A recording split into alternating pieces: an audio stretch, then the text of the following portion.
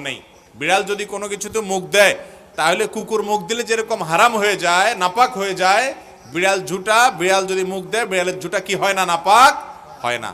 এই জন্য বিড়াল পালা জায়েজ আছে, বিশেষ করে ইঁদুরের উপদ্রব থেকে বাঁচার জন্য, কিংবা এমনি আদর করে আপনি বিড়াল পালেন, কোনো অসুবিধা নেই।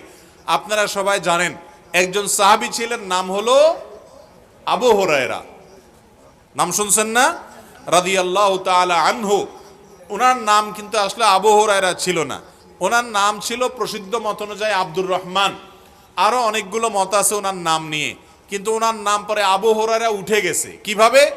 ওনার একটা বিড়াল ছিল, জামার হাতার ভিতরে এই বিড়াল ভরে অনেক সময় মসজিদে নিয়ে আসতেন।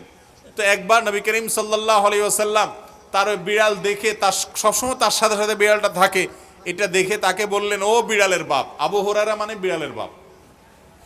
এরপর থেকে ওনার নাম হয়ে গেছে কি?